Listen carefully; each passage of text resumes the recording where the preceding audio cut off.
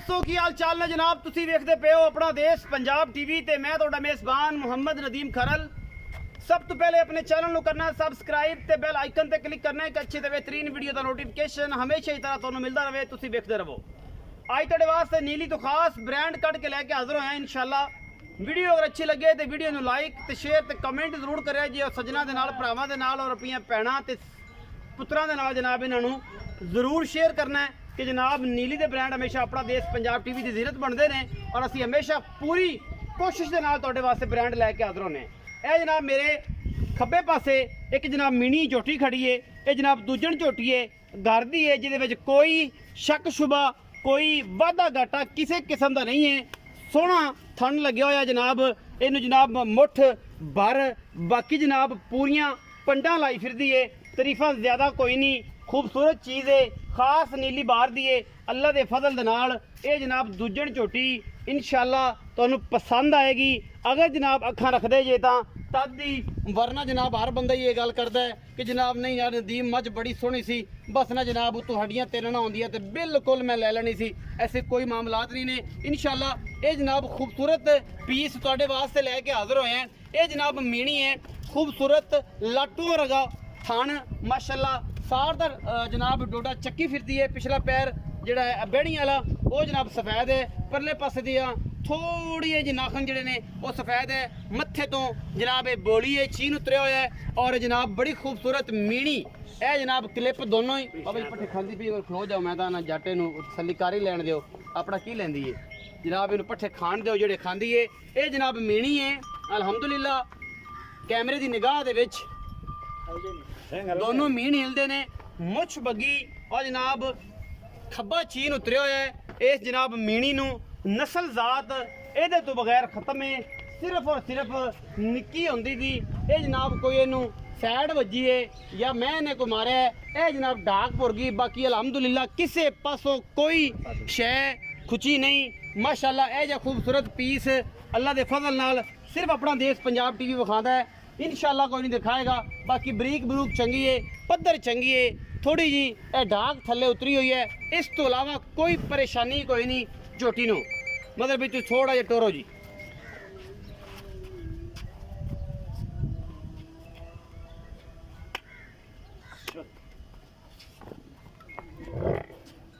ए जनाब मीणी माशाल्लाह फिजिकल तौर पे अल्लाह के फजल नाल एक एक चीज़ तसल्ली करा के अल्हम्दुलिल्लाह कोई वादा घाटा कोई चोरी चिकारी नहीं, फाइनली हर चीज़ दस के अल्लाह के फजल नाल दसनी है और उस तो बाद जनाब फैसले सारे सजना ने लेने ने।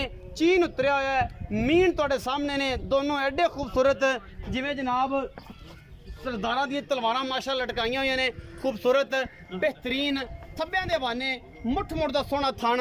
ये जनाब दूजन झोटी खास नीली बार दी, पिछे दे जनाब कट्टी, कैमरामैन साहब कट्टी भी विखाया जी। ये जनाब पिछे लगी है कट्टी, ये जनाब सूई 15 दिनों की 12 दिनों की 10 दिनों की, यही बस यदा हिसाब किताब है। बाकी जनाब माशाल्लाह कट्टी भी बड़ी आउट क्लास है, पिछले पैरे दे भी सफेद ने। इस तो बाद जनाब मैं नंबर 2 ते चलते हैं जी, ओदी भी गलबात ये घर दियां मई ने, ये व्यापार दियां नहीं ने। मैं हमेशा दसदा हुन्ना कि जिहड़ी चीज़ व्यापार दी है व्यापार दी, जिहड़ी घर दी है वो घर दी। ए जनाब मैं नंबर 2 है, निशान लगे हुए ने, काठा में सिर मोड़ी फिरदी है, सफेद चिट्टियां अखां ने मैं दी नस्ल दा तुहाडे सामने है। ए जनाब सिर्फ और सिर्फ उंगल लंघदी विचों नहीं लंघदी, नहीं लंघदी, फस गई, पोटा भी फस गया जनाब बिच, उंगल तो दूर की गल है, पोटा भी फसा बैणा चढ़ा बैणा सी बल्कि। ए जनाब चिट्टियां अखां, इस मैनू बड़ी खूबसूरत मझ है, सुआ मैनू दूसरा है या तीसरा है, ये मालक दूसरा जी दूसरा जनाब सुआ है। इस मैनू घर दी मझ है माशाल्लाह, हड्डी खुड्डा पुट्ठा नस्लां जातां थन जनाब पूरा वंडा ते पूरी मरले मरले दी वंड अल्लाह दे फजल नाल। और जनाब इंची टेप अपना मिना के तसल्ली करा के पिछे दे भी कट्टी है और जनाब सजरी सुई मझ है, निशान लगे हुए ने अल्लाह के फजल नाल, कोई वादा घाटा किसी किस्म का कोई मसला नहीं। ये जनाब अल्हम्दुलिल्लाह हर चीज़ की तसल्ली करवा के।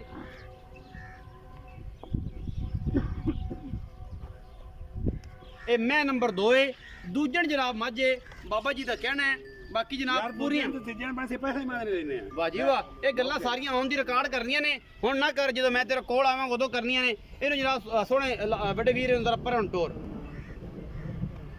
बदल भी लगता अज ही है ते आपां भी अज टाइम नाल निकलीए। नहीं ट्रेन सी भाई, ट्रेन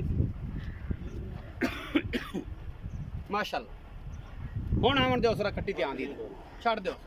ਫਿਜ਼ੀਕਲੀ ਤੌਰ ਤੇ ਪਤਾ ਲੱਗ ਜਾਂਦਾ ਸੱਜਣ ਕਵਣ ਕਿ ਯਾਰ ਇਹਦੀ ਲੱਤ ਪਰਲੀ ਚ ਕਿੱਲ ਵੱਜਿਆ ਸੀ, ਕਿਵੇਂ ਆਪੋ ਆਪ ਵਾਧਾ ਘਾਟਾ ਸੀ, ਇਹ ਸੀ ਉਹ ਸੀ, ਤਸੱਲੀ ਹੋ ਗਈ।